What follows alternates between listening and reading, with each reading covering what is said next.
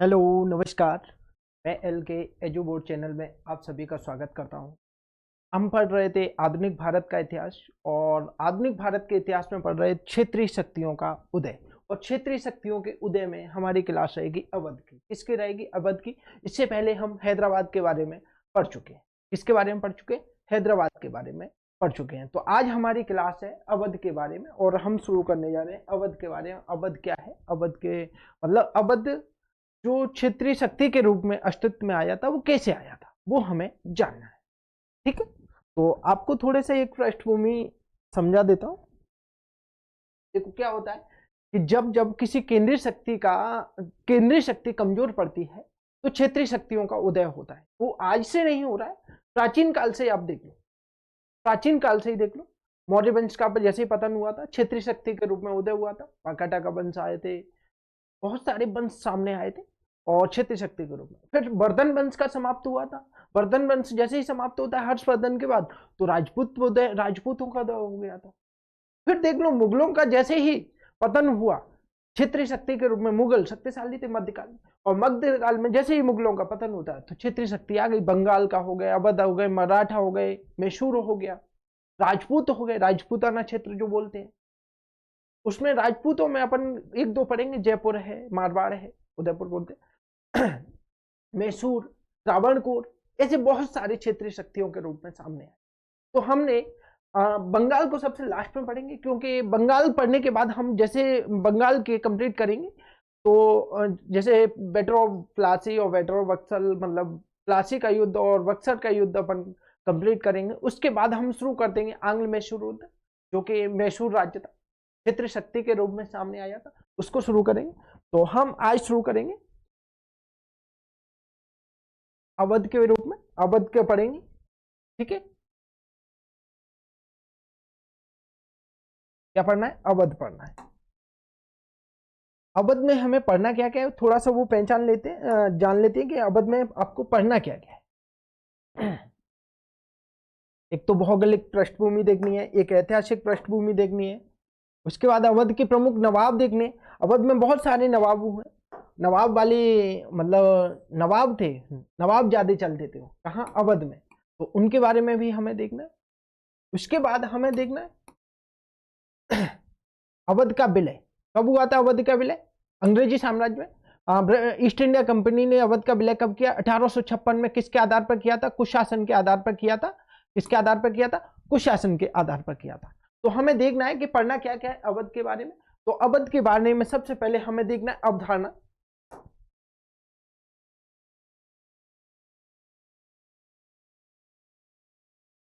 ठीक है, अवधारणा।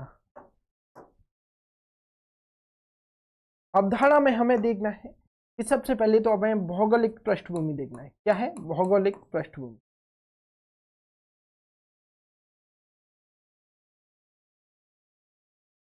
इसकी, अवधि की। उसके बाद ऐतिहासिक पृष्ठभूमि देखना है।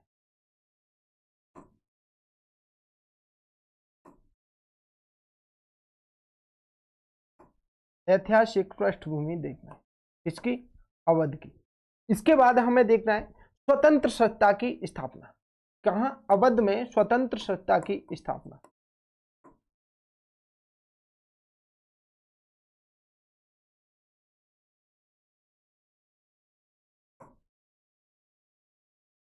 ठीक है, भौगोलिक पृष्ठभूमि, ऐतिहासिक पृष्ठभूमि, फिर स्वतंत्र सत्ता की स्थापना। इसके बाद हमें देखना है अवध में प्रमुख नवाब, मतलब नवाबों के बारे में जानना है, अवध के नवाबों के बारे में। ठीक है, नवाब ऐसे लिखो, माफ कीजिए, इस तरह से लिखना है, अवध के नवाब।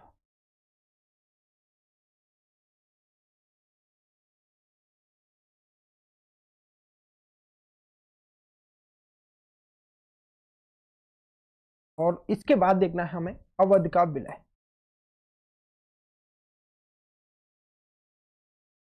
ठीक है, तो हम सबसे पहले अवधारणा देखेंगे और अवधारणा में भौगोलिक पृष्ठभूमि देखेंगे। तो हमें भौगोलिक पृष्ठभूमि समझने के लिए थोड़ा मैप की जरूरत पड़ेगी। इसके मैप की जरूरत पड़ेगी, तो हम अगली स्लाइड पे इसकी अवधारणा और भौगोलिक पृष्ठभूमि दर्शाएंगे। आपको हेडिंग डालना है अपन को, भौगोलिक पृष्ठभूमि।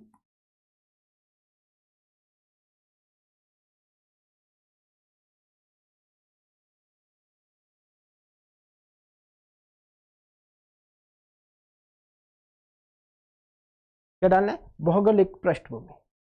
समझ में आ रहा है?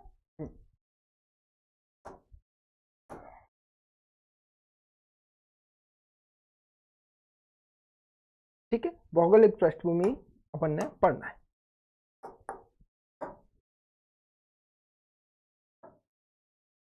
मैप की जरूरत पड़ेगी, मैप निकाल लेते हैं हम।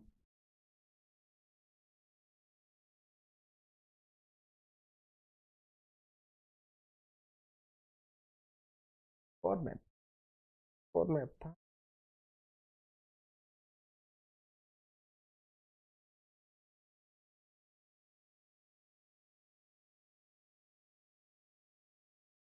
नहीं आया,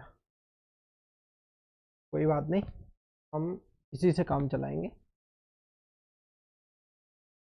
ठीक है, इसको थोड़ा देख पाओगे? देखना।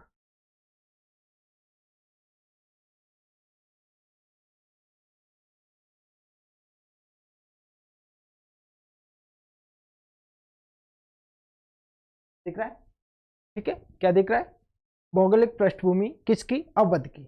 अवध की भौगोलिक पृष्ठभूमि देखते हैं तो ऊपर नेपाल लगा है, पश्चिम में था ना, इधर पूरब देखा जाता है, पूरब में बंगाल था, और यहाँ पर था दिल्ली। ये पूरा क्षेत्र था दिल्ली वाला। मैं यहाँ आपको दिल्ली, माफ कीजिए, इधर क्षेत्र था ना, वो दिल्ली वाला था, और इधर था बंगाल था। क्या था? बंगाल। अर्थात जो अवध था दिल्ली और बंगाल के मध्य में स्थित था। दिल्ली और बंगाल के मध्य में स्थित था। क्या? अवध। अवध में कौन कौन सा क्षेत्र आता था? तो अवध में जो क्षेत्र है, इलाहाबाद है, कानपुर है, अयोध्या है, लखनऊ है, ये वर्तमान के जो क्षेत्र हैं वो अवध में आते हैं। तो हम इसके बारे में लिखेंगे, अवध के बारे में लिखिए। पहला पॉइंट, वर्तमान यूपी का, वर्तमान यूपी बोले उत्तर प्रदेश, वर्तमान यूपी का पश्चिमी क्षेत्र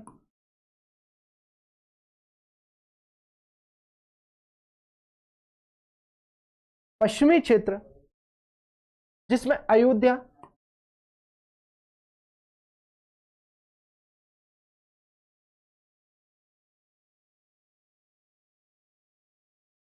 लखनऊ, कानपुर,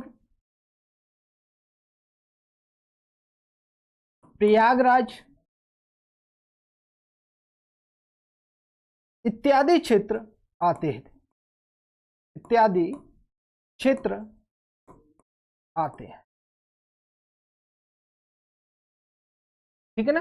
कौन कौन से क्षेत्र आ रहे हैं? अयोध्या, लखनऊ, कानपुर, प्रयागराज इत्यादि क्षेत्र किसमें आ रहे हैं? अवध में आते हैं। अगला पॉइंट लिखिए,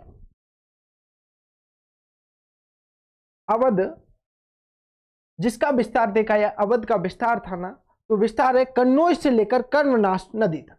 तो लिखिए जिसका विस्तार, अगला पॉइंट है जिसका विस्तार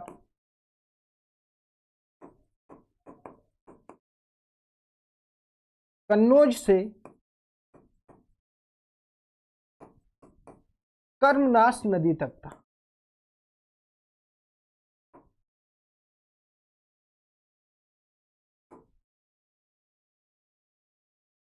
कहां तक था?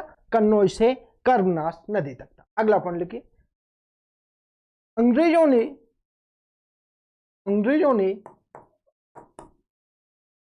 अवध का प्रयोग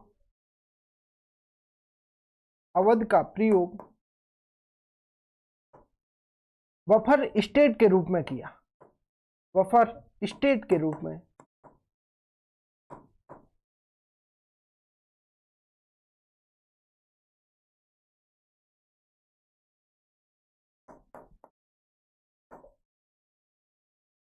अवध का प्रयोग कैसे किया था? बफर स्टेट के रूप में किया। अर्थात बफर स्टेट का मतलब होता है दो बड़े राज्यों के मध्य एक राज्य, मतलब दो बड़े बड़े प्रांतों या राज्यों के मध्य एक राज्य। क्यों? क्योंकि एक तरफ दिल्ली थी, दूसरी तरफ बंगाल थी, तो उसका प्रयोग कैसे कर रहे थे? बंगाल पर अधिकार कर रहे थे, तो अंग्रेजों ने अवध का प्रयोग कैसे किया था? बफर स्टेट के रूप में कर लिया था, मतलब उसे एक सहायक राज्य के रूप में प्रयोग कर रहे अंग्रेज अवध को। ठीक है, ये अवध की चित्र था।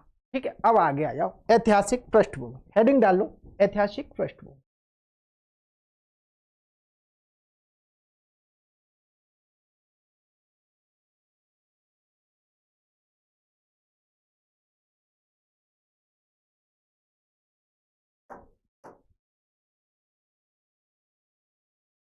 ऐतिहासिक पृष्ठभूमि क्या थी?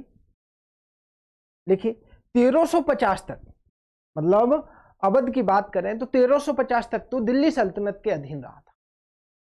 फिर 1394 से 1478 तक इस सरकी राज्य के मध्य चला गया। कब? 1350 मतलब जब दिल्ली सल्तनत की स्थापना होती है 1206 में, तो 1206 से लेकर 1350 तक की बात करें, मतलब देखा जाए तो मोहम्मद बिन तुगलक के शासनकाल तक की बात करें तो ये किसके अधीन रहा था? दिल्ली सल्तनत के अधीन रहा। फिर उसके बाद 1394 में सरकी राज्य के अधीन चला गया, और जब तक सरकी राज्य के अधीन 1478 तक सरकी राज्य के। फिर बात करते हैं पुनः दिल्ली सल्तनत के अधीन आ गया, और 1555 के समथिंग बात करते हैं, 1555 के समथिंग की बात करें तो ये मुगलों के अधीन आ गया, और मुगल यहां पर एक गवर्नर नियुक्त करने लगे। तो लिखते हैं इसको अपन, दिल्ली सल्तनत की स्थापना से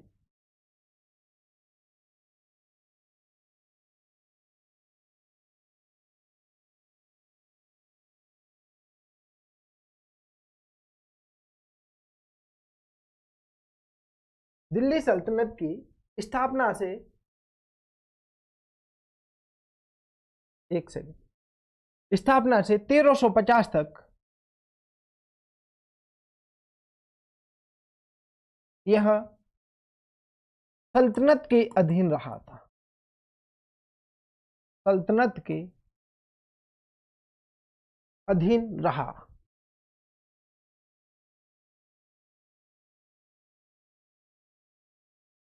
ठीक है, अगला पॉइंट लिखिए। 1394 से 1478 तक यह सरकी राज्य के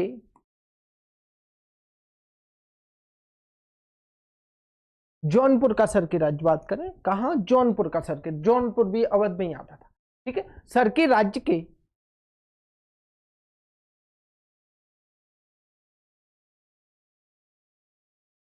अधीन रहा। ठीक है ना, 1394 से 1478 तक यह सरकी राज्य के अधीन रहा। अगला पॉइंट लिखिए। लगभग 1555 में, लगभग 1555 में यह मुगलों के अधीन आ गया।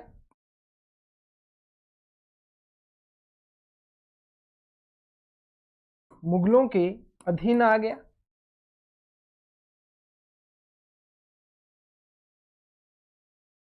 किसके अधीन आ गया? मुगलों के अधीन आ गया था। कब आ गया? 1555 में, जब हुमायूं पुनः लौट के आता है अपने पुनर्वास काल से, अपने पुनः मुगल सत्ता को प्राप्त करता, उस समय यह मुगलों के अधीन आ गया था। ठीक है, कालांतर में क्या लिखिए? मुगल काल में, ऐसा लिखिए, मुगल काल में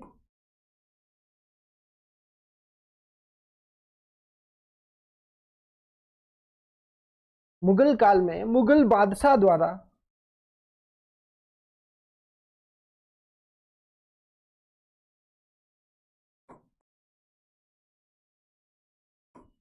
यहां पर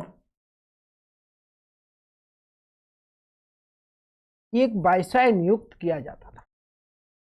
एक वायसराय या गवर्नर नियुक्त किया, ऐसा लिखिए, गवर्नर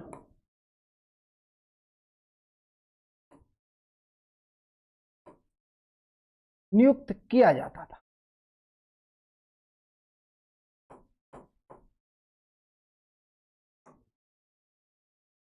तो मुगल काल में मुगलों के अधीन, मतलब 1555 में मुगलों के अधीन आ गया। तो पर सर यहाँ पर स्वतंत्र सत्ता कब स्थापित हुई? स्वतंत्र सत्ता स्थापित होती है उत्तरवर्ती मुगल शासकों के शासन का 1722 में। सादत खान द्वारा 1722 में यहां पर स्वतंत्र सत्ता स्थापित की। जैसे हमने हैदराबाद में पढ़ी ना कि 1724 में चिंकलीज खान ने स्वतंत्र राज्य की स्थापना की, हैदराबाद की। लेकिन हैदराबाद नगर की स्थापना किसने की थी? कुतुबशाही शासक कुली कुतुब शाह ने। इसी तरह यहां पर स्वतंत्र सत्ता की स्थापना सादत खान ने की थी। कब? 1722 में। ठीक है, आगे बढ़े, समझ में तो आ गया। बबू आगे बढ़े कि नहीं? अरे यार, चलो हेडिंग डालो सआदत खां, हेडिंग डालो सआदत खां।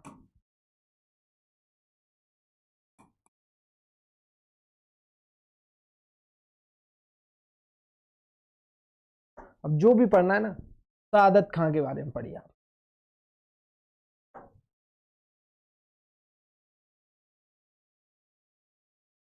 बड़ा इंटरेस्टेड करेक्टर है, पढ़ेंगे भैया, अच्छे से पढ़ेंगे। इन्हीं के शासनकाल में जब ये रहते हैं ना, नादिर शाह का आक्रमण होता है सआदत खां के शासनकाल दिल्ली पर। और नादिर शाह ने ये इसने क्या है, मुगल दिल्ली के मतलब मुगल शासक का सहयोग किया था 30,000 सेना के साथ। तो नादिर शाह ने बोला कि आप और हम दोनों ईरानी हैं, आप उनका सहयोग कैसे कर सकते हो, हमारा सहयोग कीजिए। तो फिर भी नहीं माना था, बोले कि नहीं हम तो उनका ही सहयोग करेंगे। परंतु क्या हुआ था, मोहम्मद शाह उस समय दिल्ली के मुगल शासक थे। तो दिल्ली मोहम्मद शाह ने क्या किया था कि वजीर पद की नियुक्ति के कारण इनमें विवाद हो गया था। अब भाई इनकी बात तो माननी पड़ेगी, 30,000 सेना लेकर आए थे नादिर शाह के आक्रमण के समय। तो इन्होंने बोला था कि किसी और को नियुक्त करना है, और मोहम्मद शाह बोल रहे कि इसको नियुक्त करेंगे। दोनों में विवाद हो जाता है, तो ये किसके साथ मिल जाते हैं, नादिर शाह के साथ। और नादिर शाह के साथ मिलते हैं, 57 दिन तक लूटा था लगभग दिल्ली को, 70 करोड़ की प्रॉपर्टी धन दौलत लूट के गए उस समय नादिर। तो इनके बारे में फिर क्या होता है, दोनों में विवाद हो जाता है, ये नादिर शाह के साथ आ जाते हैं। नादिर शाह से बोलते हैं कि 5 है। अब क्या होता है, दिल्ली के जो मोहम्मद शाह था, दिल्ली का शासक, दिल्ली के शासक मोहम्मद शाह और नादिर शाह के मध्य समझौता कराया था किसने, चिनकलीज खान ने। अर्थात देखा जाए तो चिनकलीज खान, जो वही हैदराबाद का संस्थापक, उसने, निजाम उल मुल्क ने, ठीक है। तो उसने क्या है, समझौता कराया 5 करोड़ में। तो इसने बोल दिया था कि 5 करोड़ में क्या रखा है, वहां तो 20 करोड़ में लेंगे, दिल्ली पर कहा, दिल्ली पे 20 करोड़ में लेंगे। अच्छा सही बोल रहे हो, कि हाँ सही बोल रहा हूं। तो फिर नादिर शाह दिल्ली की ओर बढ़ता है और दिल्ली में बहुत लूटपाट करता है, लगभग 70 करोड़ की धनराशि लूटी थी। जब इस बात का पता अब लौटते हुए जाता है, तो उसको धन्यवाद देने के लिए बुलाता है। तो उसे इसको सआदत खां को भय हो जाता है कि शायद 20 करोड़ रुपए नहीं मिले हैं, इसीलिए अब मेरे को मारेंगे। तो ये जहर खाकर आत्महत्या कर लेते हैं। कौन, सआदत खां। ये थोड़ी सी कहानी है और इसको अपन पढ़ेंगे बड़े इंटरेस्ट के साथ। चलो ठीक है, लिखते हैं इनके बारे में। यह निशापुर ईरान का, यह सीधा सा लिख लो, निशापुर छोड़ो। यह ईरान का शिया मुस्लिम था। शिया सुन्नी दो थे ना, तो शिया मुस्लिम था।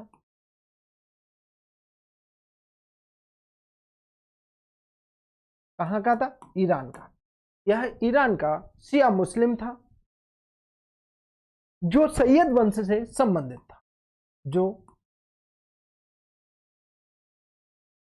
सैयद वंश से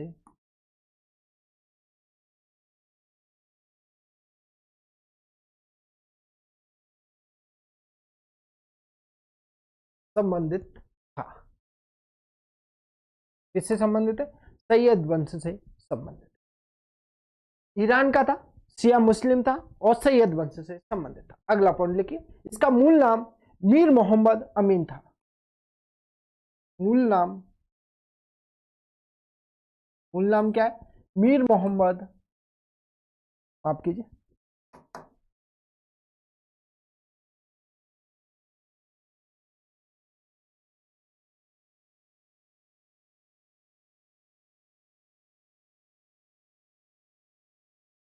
मूल नाम है मीर मोहम्मद अमीन। इसका मूल नाम क्या था, मीर मोहम्मद अमीन था। अगला पॉइंट लिखिए, जिसे मोहम्मद शाह ने, जिसे मोहम्मद शाह ने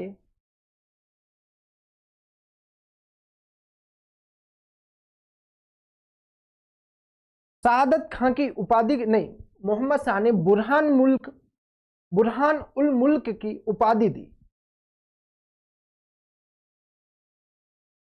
बुरहान उल मुल्क की उपाधि दी।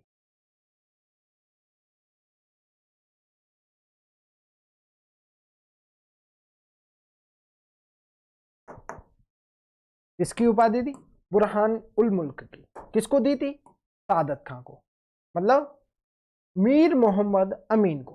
किसको दी थी? मीर मोहम्मद अमीन को बुरहान उल मुल्क की उपाधि दी थी। ठीक है, चलो अगला पॉइंट लिखिए। इसे बहादुर जंग और सआदत खां के नाम से भी जाना जाता था तथा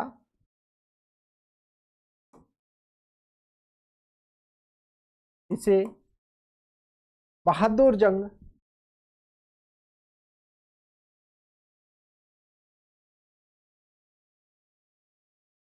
और सआदत खां के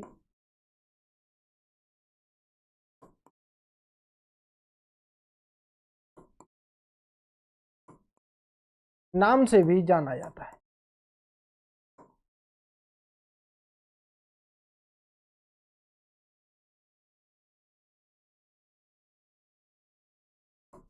ठीक है ना, बहादुर जंग और सआदत खां के नाम से भी जाना जाता है। अगला पॉइंट देखिए। 1722 में मोहम्मद शाह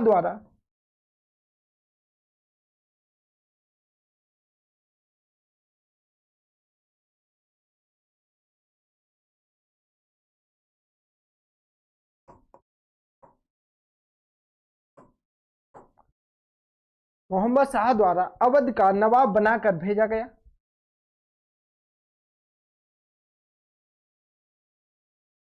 अवध का नवाब बनाकर भेजा गया।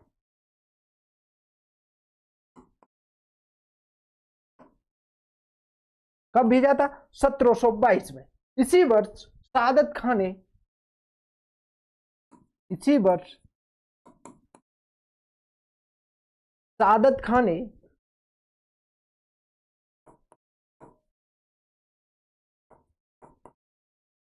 स्वतंत्र सत्ता या स्वतंत्र सत्ता स्थापित कर ली। स्वतंत्र राज्य की स्थापना की, ऐसा लिख लो, स्वतंत्र सत्ता स्थापित कर ली।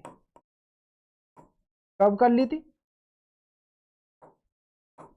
1722 में। 1722 में मोहम्मद शाह द्वारा अवध का नवाब बनाकर भेजा था, और अवध का नवाब बनाकर भेजा तो इसी वर्ष सआदत खां ने अवध में स्वतंत्र सत्ता स्थापित कर ली, अपने आप को स्वतंत्र घोषित कर लिया। जिस तरह हैदराबाद में चिनकिलीज खां ने स्वतंत्र घोषित किया था, इसी तरह इसने भी अपने आप को स्वतंत्र घोषित कर लिया था। आगे बढ़े, स्थापित कर ली। तथा अगला पॉइंट है, तथा फैजाबाद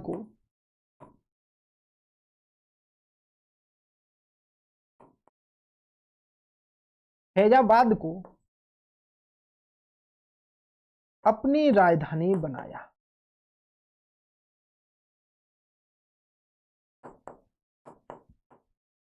किसने? सआदत खां ने। ठीक है, अगला पॉइंट लिखिए।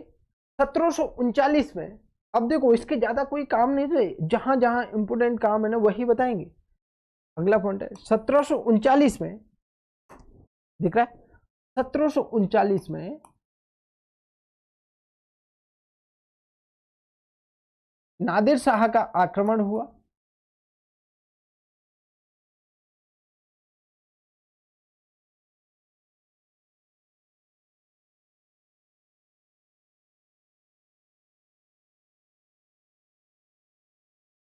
कब हुआ? 1739 में नादिर शाह का आक्रमण हुआ था। इस समय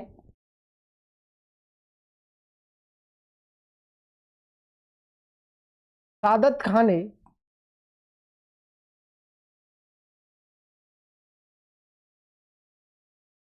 खां ने मुगलों का साथ दिया। मुगलों का साथ दिया।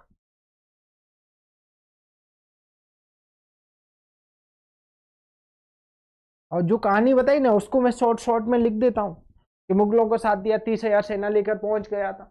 तब नादिर शाह ने बोला कि हम ईरानी और आप ईरानी, आप मुगलों का साथ क्यों दे रहे?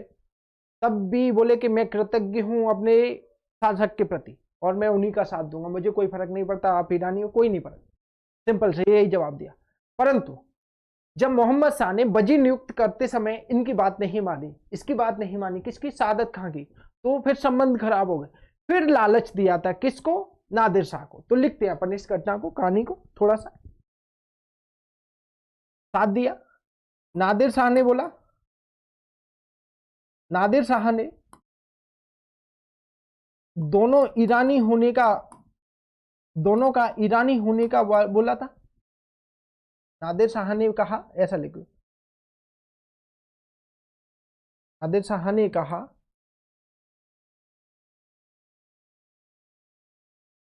कि हम दोनों ईरानी हैं,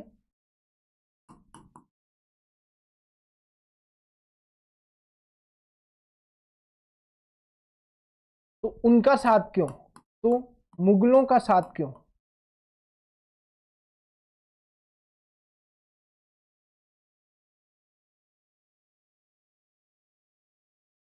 ठीक है, मुगलों का साथ क्यों? फिर क्या होता है, परंतु इसी समय मोहम्मद शाह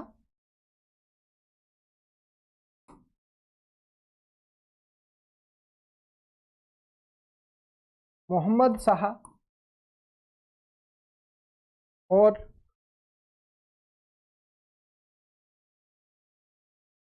सादत खां के मध्य, सादत खां के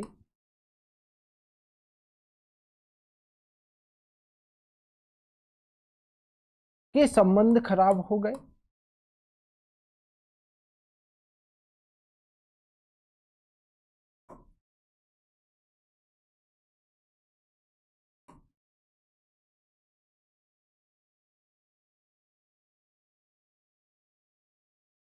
संबंध खराब हो गए।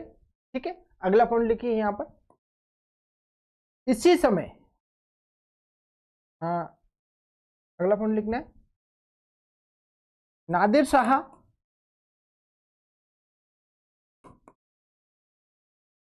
और मोहम्मद शाह के मध्य समझौता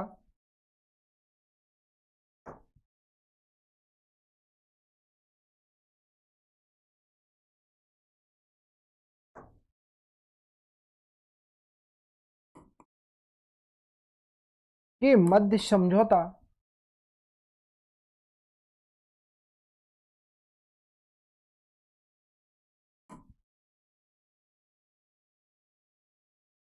निजाम उल मुल्क ने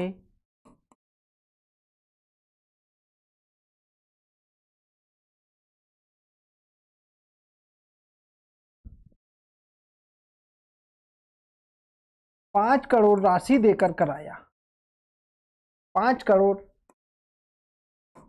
राशि देकर कराया। किसने कराया था? निजाम उल मुल्क ने। किसको दिए थे 5 करोड़? नादिर शाह को। अब नादिर शाह को 5 करोड़ राशि देकर कराया। तब सादत खान ने बोला था कि ये 5 करोड़ में क्या रखा है, दिल्ली जाइए, आपको दिल्ली में 20 करोड़ रुपए मिले, दिल्ली पर अभियान कीजिए। तो लिखिए, तब सादत खान ने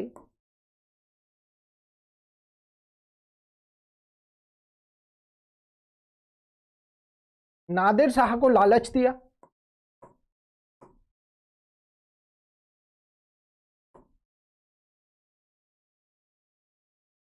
वो लालच देकर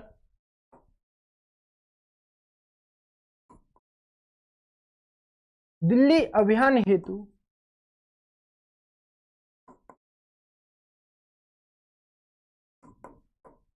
तैयार किया।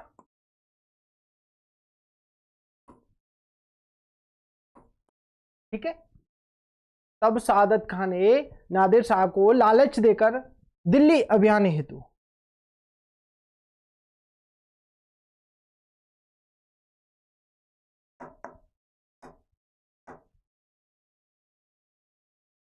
देकर दिल्ली अभियान हेतु तैयार किया।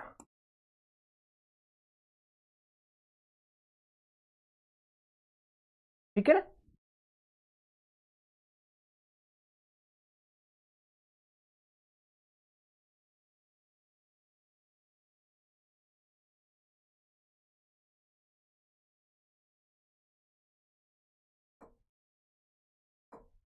अभियान हेतु तैयार किया। किसको तैयार किया? नादिर शाह को। और बोला कि 20 करोड़ की संपत्ति मिलेगी। और कहा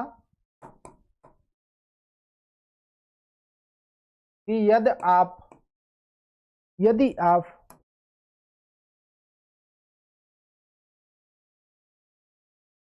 दिल्ली पर अभियान करते हैं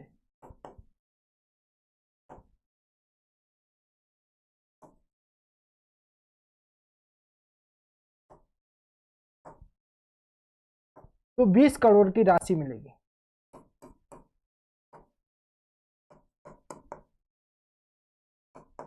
बीस करोड़ की राशि मिलेगी।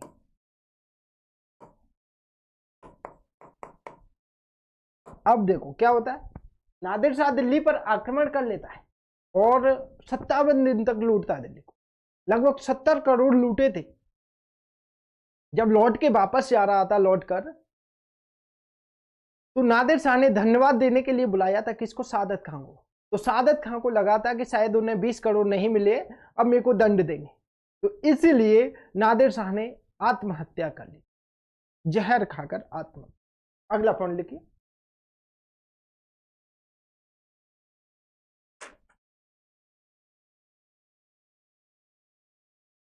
जब नादिर शाह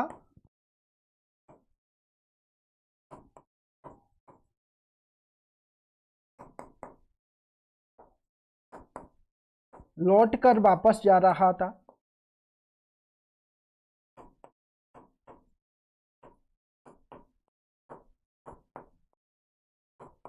लौट कर वापस जा रहा था, तो सादत खां को धन्यवाद देने हेतु बुलाया।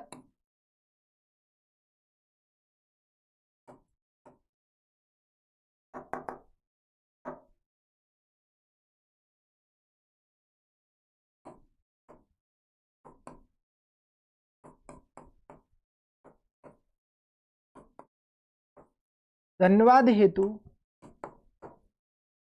बुलाया,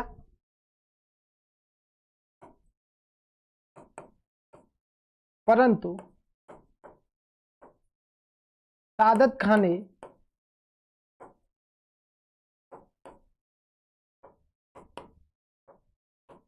जहर खाकर आत्महत्या कर ली।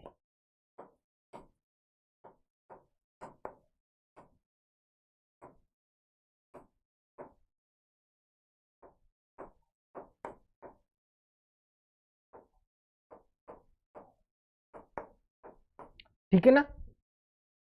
जहर खाकर आत्महत्या कर ली। जब नादिर शाह को नादिर शाह लौट कर जा रहा था, तो धन्यवाद हेतु बुला रहा था कि भाई आजा, बहुत अच्छा काम किया तूने, मेरे को दिल्ली भेज दिया, मैं 5 करोड़ की जगह 70 करोड़ लेकर जाना। लेकिन नादिर सादत खां को लगा था कि शायद 20 करोड़ नहीं मिले हैं, तो अब मेरे को पनिशमेंट करेगा, दंड देगा और मेरी हत्या। तो उसने क्या किया? डर के मारे आत्महत्या कर ली जहर खाकर। ठीक है, तो सादत खां यहां कंप्लीट हो जाता है। अब अगली हेडिंग डाल लो, सफदर जंग। अर्थात सादत खां कब से कब तक बैठा था, उसके बारे में थोड़ा सा देख लिया। सादत खां कब से कब तक बैठा? 1722 से 1739 तक। 39 तक। ठीक है ना? अब देखेंगे अपन सफदर जंग। हेडिंग डालो, सफदर जंग।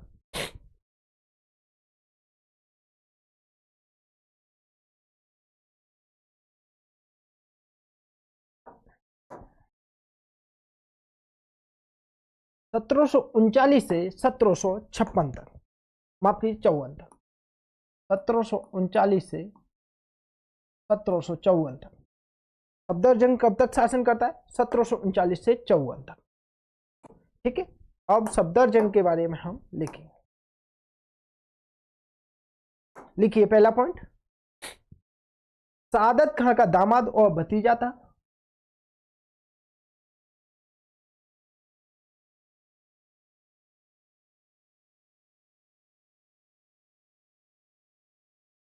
दामाद व भतीजा था।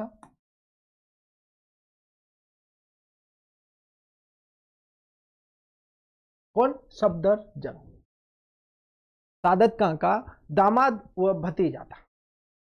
ठीक है, अगला पॉइंट लिखिए। 2 करोड़ रुपए की एवज में 2 करोड़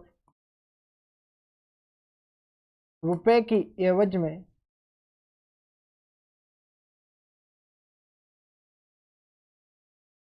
एवज में नादिर शाह ने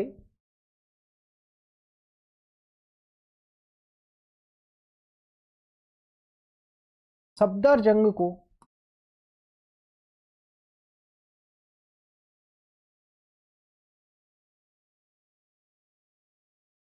नवाब पद की स्वीकृति दे दी।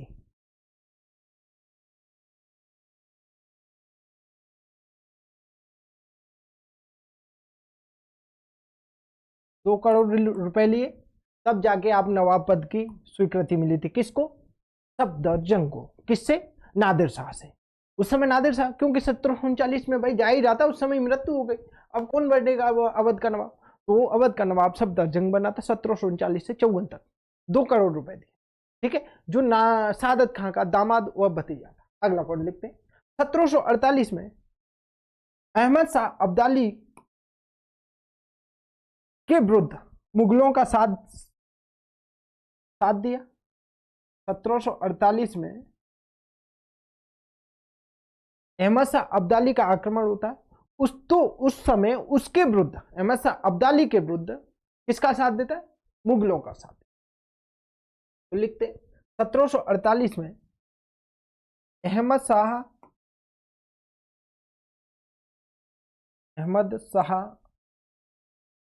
अब्दाली,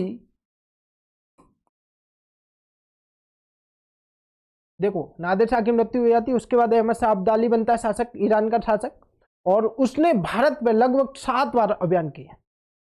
7-8 बार, कहीं 8 जगह भी मिल जाता है, कहीं 7 है, तो एक्चुअल में 7 ही अपन पढ़ते हैं।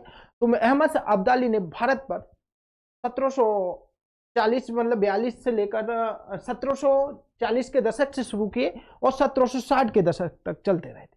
कितनी बार? 7 बार अभियान किए। तो अहमद शाह अब्दाली के विरुद्ध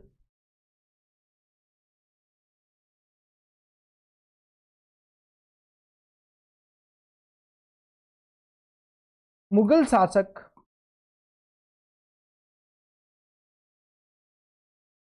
मोहम्मद शाह का साथ दिया।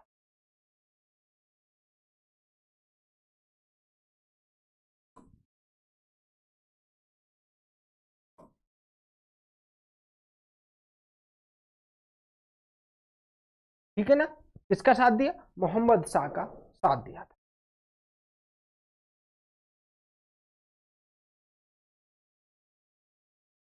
अगला पॉइंट लिखिए। अब क्या होता है? मुगल शासक मोहम्मद शाह की मृत्यु हो जाती है कब? 1748 में। अब अगला जो शासक बनता है अहमद शाह बनता है, अब्दाली नहीं, ओनली अहमद शाह। अहमद शाह दिल्ली का नवाब बनता है, दिल्ली का शासक बनता है। तो अहमद शाह ने सफदरजंग को अपना वजीर नियुक्त किया। तो लिखिए अगला पॉइंट। मोहम्मद शाह की मृत्यु बाद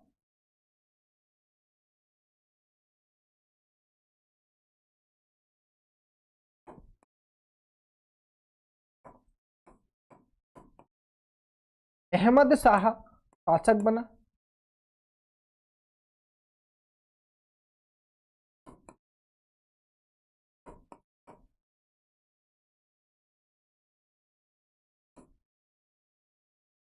जिसने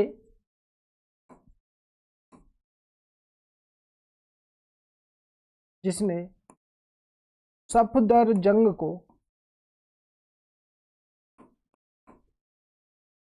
अपना वजीर नियुक्त किया। अपना वजीर नियुक्त किया।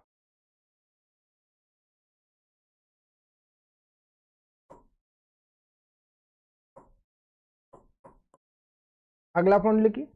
अब इसके कार्य देख लेते हैं थोड़ा सा, क्या क्या कार्य किए किसने? अहमद शाह ने, सफदरजंग ने। कार्य देखते हैं।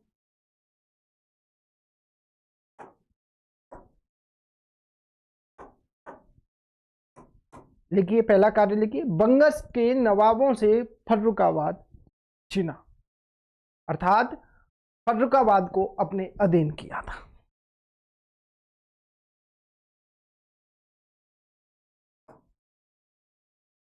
बंगस के नवाबों से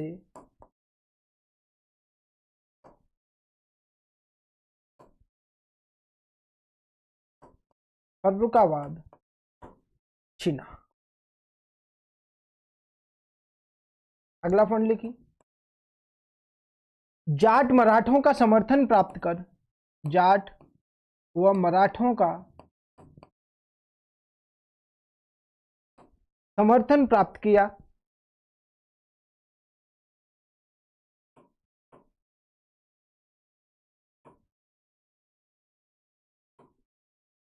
अगला पॉइंट लिखिए, हिंदू नवाब राय को बड़ा पद दिया। मतलब एक व्यक्ति था हिंदू, उसका नाम था नवाब राय,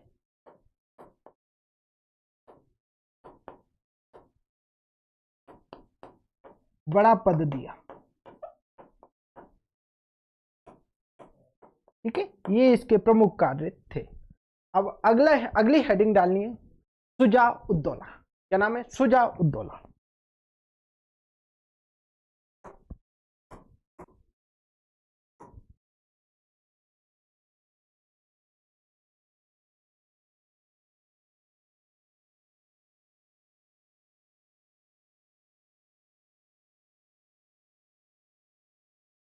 क्या नाम है? शुजा उद्दौला। कब से कब तक रहती? 1754 से 1775 तक। कब से कब तक है? 1754 से 1775 तक।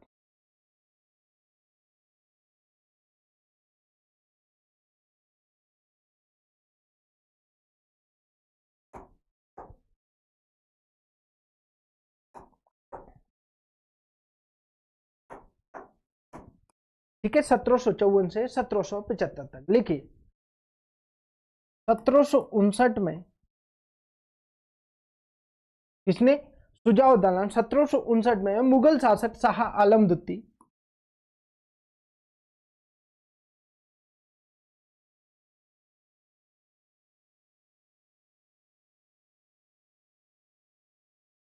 मुगल शासक शाह आलम दुत्ती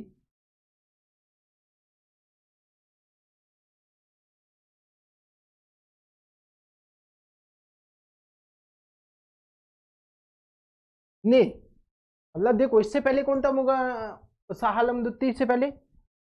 अहमद शाह। और अहमद शाह ने सफदरजंग को अपना वजीर नियुक्त किया था। इसी तरह शुजाउद्दौला को 1759 में मुगल शासक शाह आलम दुत्ती ने अपना वजीर नियुक्त किया। मुगल शासक शाह आलम दुत्ती को अली गौहर के नाम से भी जाना है।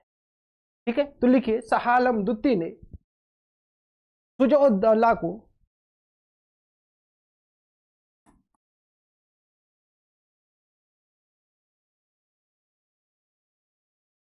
अपना वजीर नियुक्त किया।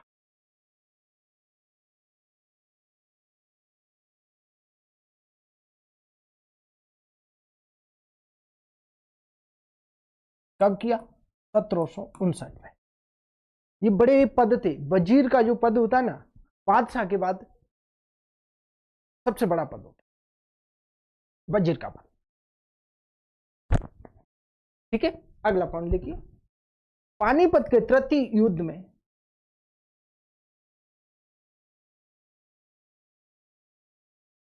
पानीपत का तृतीय युद्ध कब हुआ? ये तृतीय युद्ध में कब हुआ ये बताओगे? 1761।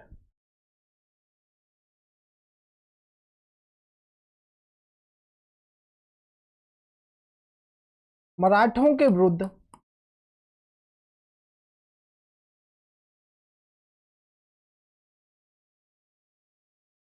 अफगानों का साथ दिया।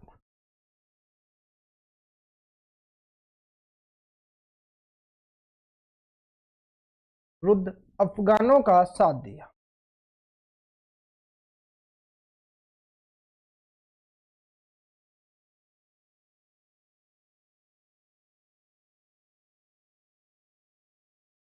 ठीक है, किसका साथ दिया? अफगानों का साथ दिया था। मुगलों ने भी अफगानों का सहयोग किया था। पानीपत के तृतीय युद्ध में देखा जाए तो मुगलों ने भी अफगानों का साथ दिया था, क्योंकि मराठे क्या कर रहे थे, मराठे प्रत्येक क्षेत्र में अटक से लेकर कटक तक चौथ वसूल रहे थे, और सभी जो क्षेत्रीय राज्य थे ना मराठों से परेशान हो चुके थे। दो युवा थे, सदाशिव भाऊ और विश्वासराव भाऊ। सदाशिव राव और विश्वास राय दो ऐसे युवा थे मराठों में, उन्होंने पूरे उत्तर भारत में दखल पैदा कर दी। उनसे परेशान होकर मराठों के विरुद्ध अफगानों का साथ दिया, अहमद शाह अब्दाली का साथ। किसने? शुजाउद्दौला। ठीक है, अगला पॉइंट लिखते हैं। बक्सर के युद्ध में, बक्सर के युद्ध में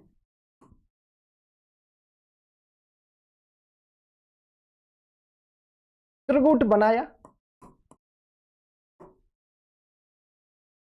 त्रिगुट बनाया, परंतु हेक्टर मुनरो से, ऐसा लिखिए, माफ कीजिए ऐसा लिखिए, परंतु अंग्रेजों से पराजित हुए।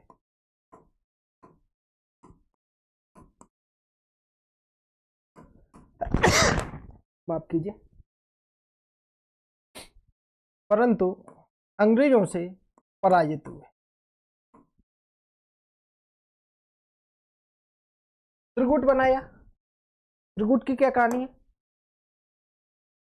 त्रिगुट में जब प्लासी का युद्ध हो गया था, उसके बाद मीर जाफर शासक बन गया। मीर जाफर ने भी मीर जाफर को हटा दिया, फिर उसके बाद अंग्रेजों ने मीर कासिम को शासक बना दिया।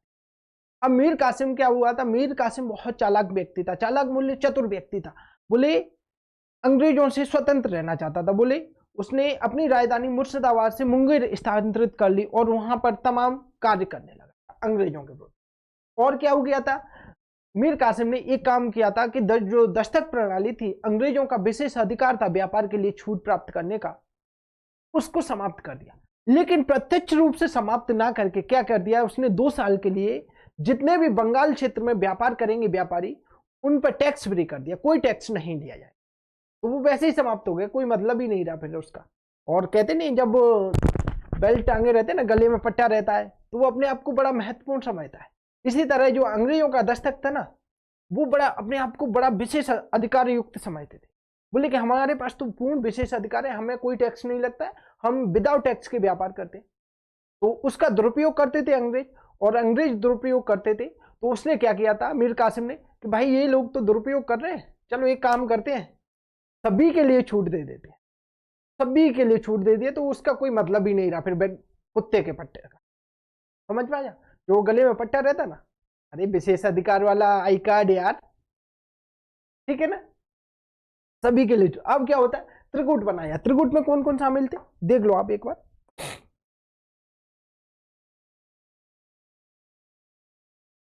बंगाल का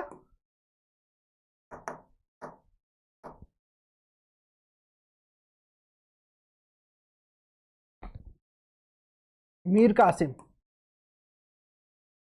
लेकिन एक बात ध्यान रखना, विशेष रूप से इस समय बंगाल का नवाब नहीं था। बक्सर के युद्ध के समय बंगाल का नवाब था मीर जाफर। उस समय बक्सर के युद्ध के समय मीर कासिम नवाब नहीं था, याद रखना है विशेष रूप से। ठीक है, अगला पॉइंट लिखिए। अवध का नवाब शुजाउद्दौला,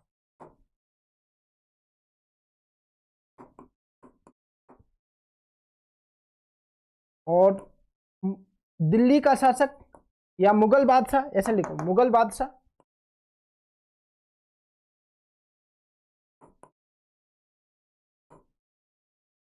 शाह आलम द्वितीय।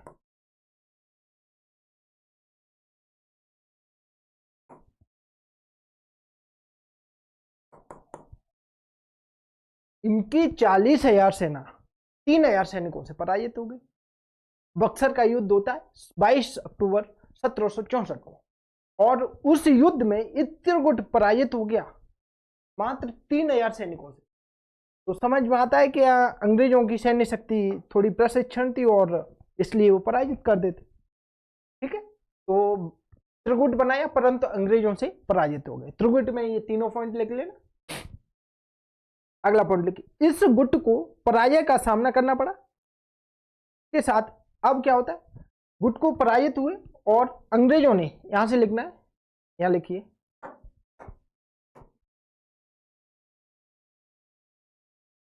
और अंग्रेजों ने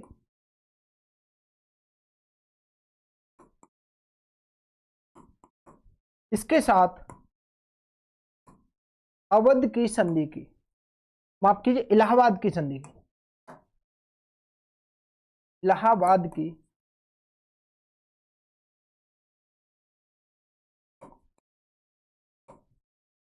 संधि की, ठीक है ना, पराजित हुए और अंग्रेजों ने इसके साथ क्या किया, इलाहाबाद की संधि की। ठीक है, अगली हेडिंग डालो, इलाहाबाद की संधि कब होती है, 1765 में।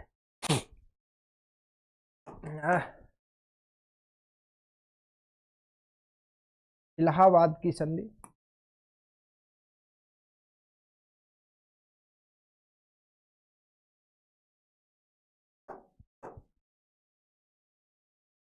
भाई ये क्लास में नहीं हो पाएगा, मैं दूसरी क्लास लेनी ही पड़ेगी इसकी, ठीक है ना। अवध से कड़ा और मानिक, कड़ा और इलाहाबाद, ऐसा लिखिए, अवध से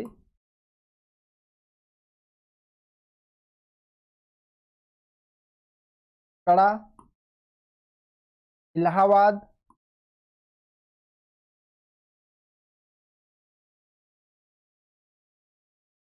और बनारस, बनारस व चुनार क्षेत्र, चुनार क्षेत्र अंग्रेजों ने लिया।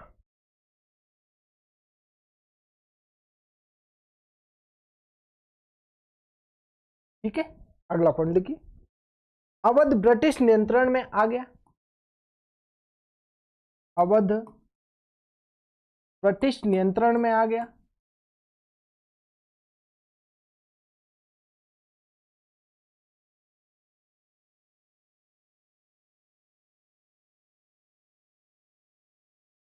अगला पॉइंट लिखिए,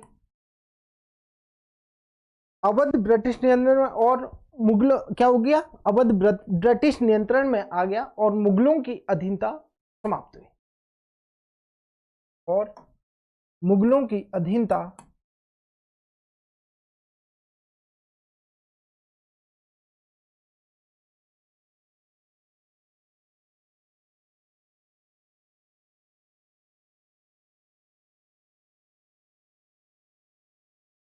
समाप्त हुई। ठीक है ना, मुगलों के अधीनता पहले से अवध, और क्या हो गया, ब्रिटिश नियंत्रण में आ गया, कब, इलाहाबाद की संधि 1765, कब हुई, 1765 में। अगला पॉइंट लिखिए, अवध में अपना रेजिडेंट, अगला पॉइंट लिखिए, अंग्रेजों ने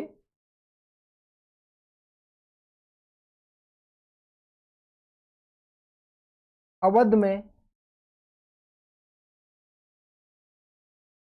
अपना रेजिडेंट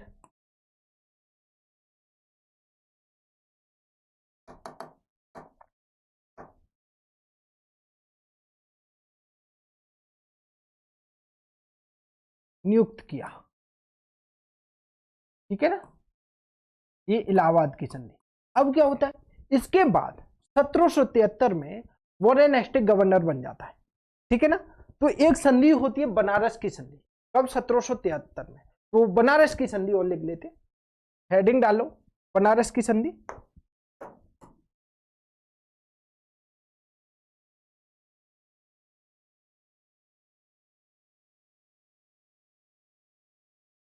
कब, 1773,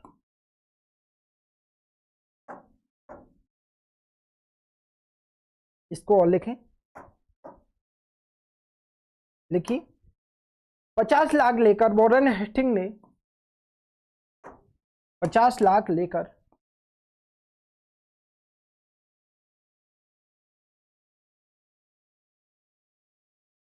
वॉरेन हेस्टिंग ने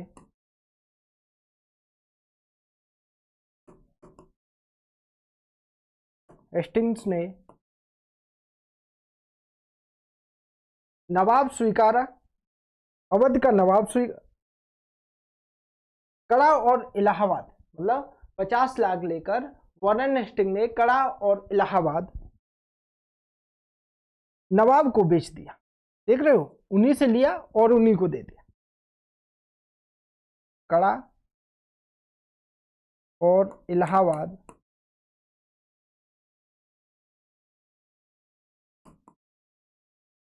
नवाब को बेच दिया।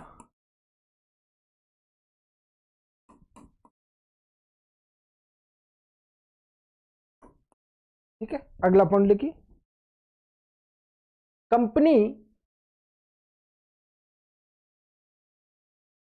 कंपनी ने,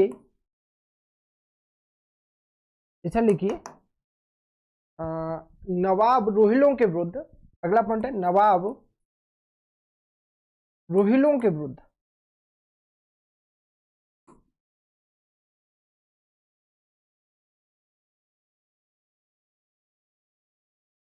रोहिलों के विरुद्ध कंपनी का साथ देने का वचन देता है। कंपनी का साथ देने का वचन दिया।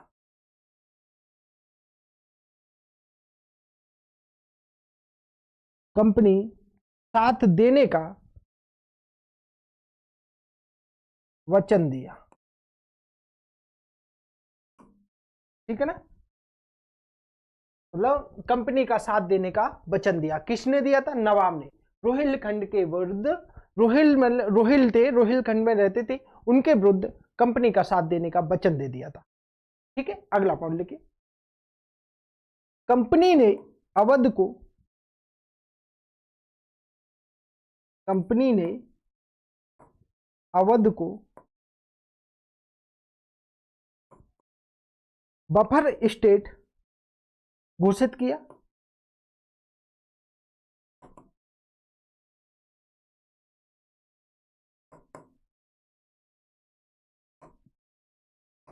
ठीक है, बफर स्टेट घोषित किया और मराठा अफगानों से बचने के लिए। ठीक है, मतलब कंपनी ने अवध को बफर स्टेट घोषित किया। क्यों किया? क्योंकि मराठों और अफगानों से बचने के लिए, जिससे मराठा व अफगानों से बचाव होगा। अफगानों से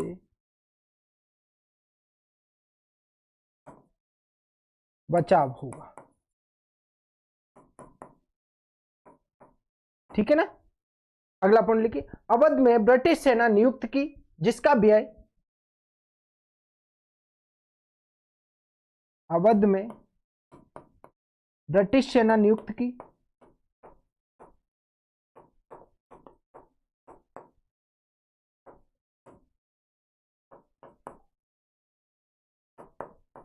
जिसका व्यय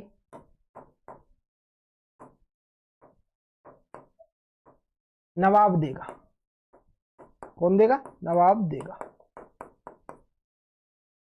ठीक है, इस प्रकार, अगला पॉइंट, अगला पैरा चेंज करके लिखना। इस प्रकार 1765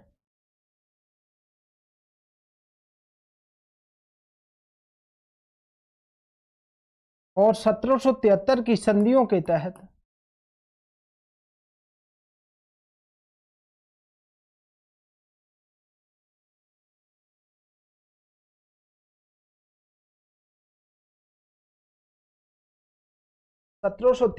की संधियों के तहत अवध कंपनी का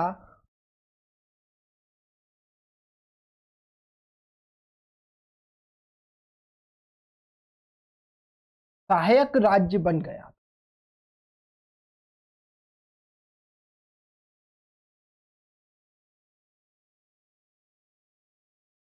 ठीक है ना, अवध कंपनी का सहायक राज्य बन गया था।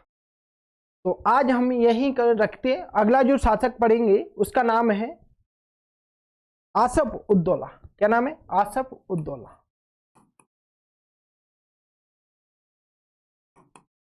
अगला नवाब है आसफ उद्दौला और 1775 से 1797 तक। तो आज हमारी क्लास यहीं समाप्त करते हैं। हमने अभी तक कहाँ तक पढ़ लिया था? 1722 से 1775 तक पढ़ लिया है हमने, ये पढ़ा और यहीं समाप्त करते हैं। मिलते हैं कल। जय हिंद, जय भारत। लाइक शेयर सब्सक्राइब करना ना भूलें।